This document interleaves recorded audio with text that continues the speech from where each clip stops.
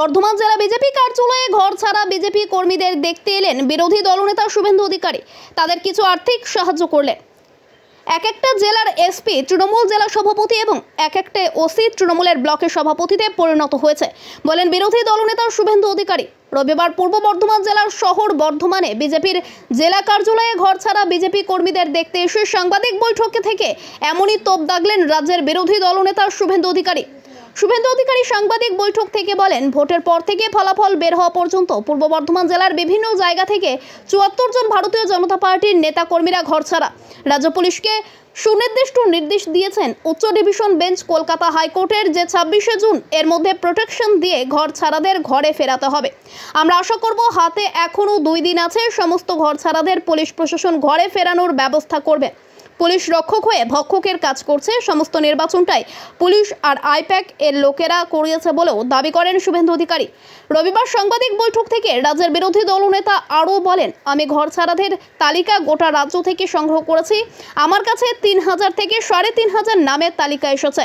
বর্ধমান থেকেও ৭৪ জনের নাম, মোবাইল নম্বর, ঠিকানা সহ বিস্তারিত সংগ্রহ করেছি। সব তালিকা আমি হাইকোর্টে পেশ করব। পশ্চিমবঙ্গের নির্বাচন এলেই একটা হিংসার বাতাবরণ তৈরি হয়, যেটা ভারতবর্ষের কোথাও হয় না।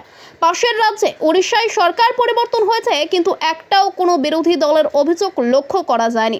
উত্তরপ্রদেশের সমাজবাদী পার্টি অনেকগুলো সিট পেয়েছে, কিন্তু কোনো বিজেপির কর্মী বা নেতা অভিযোগ করেনি তারা আক্রান্ত হয়েছে।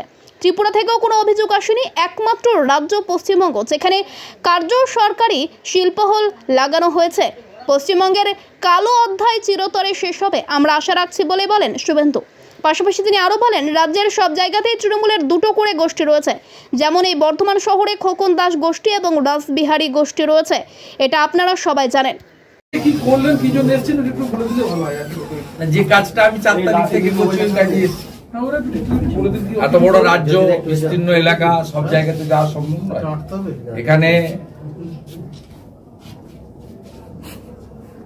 এখানে যারা নির্বাচনের দিন থেকে আক্রান্ত, মানে 13ই মে থেকে, তাদের মধ্যে বেশ কিছু জন, আমার নাম্বার, হোয়াটসঅ্যাপ নাম্বার যেহেতু সকলকে দেওয়া আছে, আমাকে বেশ কয়েকদিন ধরে তারা মেসেজ করছে যে আপনি সব জায়গায় যাচ্ছেন, আমরা টিভিতে দেখছি, বর্ধমানে আপনার একবার আসা দরকার, আমরা মিট করব। তো আজকে ডক্টর শ্যামাপ্রসাদ মুখার্জির আত্মবলিদান দিবস ছিল। আমি সকালে 2টো প্রোগ্রাম করে, দুপুরে শ্রীরামপুর করে হুগলির ভিতর দিয়ে বর্ধমানে চলে এসেছি। তার আগে কালকে রাত্রে জেলা সভাপতিকে জানিয়েছিলাম। এখানে মোট 60 জন ঘরছাড়া কর্মী রয়েছেন। তাদের মধ্যে অনেক মহিলারাও রয়েছেন, বয়স্ক লোকরাও রয়েছেন, এবং আরো প্রায় 14 জন পাশাপাশি আত্মীয়দের বাড়িতে আছেন। 74 জন মতো এখানে ঘরছাড়ার সঙ্গে আজকে আমার দেখা হলো, যারা 13ই মে নির্বাচনের দিন থেকে এবং 4 তারিখের পর থেকে তৃণমূল কংগ্রেস গুন্ডাদের দ্বারা আক্রান্ত হয়েছেন। কেউ মার খেয়েছেন, কেউ হুমকির সামনে পড়েছেন, কারো দোকান বা বাড়ি ভেঙে দিয়েছে, কারোর সামান্য কাজ করতেন মুদির দোকানে বা হোটেলে, সে কাজ কেড়ে নেওয়া হয়েছে। তাদেরকে প্রকাশ্যে বলা হয়েছে যে 2021 সালের মতো তোমাদের দেখতে পেলে খুন করব। এবং সেই সময়কালে পুলিশের পক্ষ থেকে ডায়েরি পর্যন্ত নেওয়া হয়নি। পরে অবসরকালীন বিচারপতি সম্মানীয় কৌশিক চন্দ্র মহোদয়ের বেঞ্চ একটা 2টো মেল আইডি ডিজিপির দেয়, তাতে কিছু অভিযোগ যায়। সেই অভিযোগকেও ঠিকমতো এন্টারটেন এখানকার পুলিশ প্রশাসন করেনি। পরবর্তীকালে প্রধান বিচারপতির বেঞ্চে জনস্বার্থের মামলা হয় একাধিক, তার মধ্যে আমিও ছিলাম। প্রধান বিচারপতির পক্ষে মাননীয় হরিশ ট্যান্ডন সম্মানীয় বিচারপতির যে বেঞ্চ, ডবল জাজেস বেঞ্চ, সেই বেঞ্চ থেকে কিছু অর্ডার হয়েছে এবং সেন্ট্রাল ফোর্সের এক্সটেনশনও হয়েছে।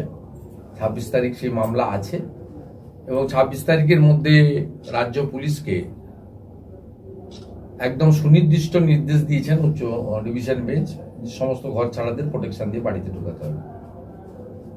আমরা আশা করব, এখনো তো 2 দিন বাকি আছে, বুধবার 26 তারিখ, সবাইকে বাড়িতে ঢোকানোর তারা ব্যবস্থা করবেন, নিরাপত্তা দেওয়ার ব্যবস্থা করবেন।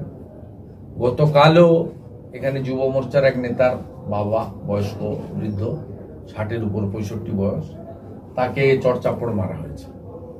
তাতে পুলিশ যদি রক্ষকই যেখানে ভক্ষক, পুরো নির্বাচনটা পুলিশ করেছে, পুলিশ এবং আইপ্যাকের লোকরা এই ইলেকশন সংগঠিত করেছে, তৃণমূল মাঠে ছিল না।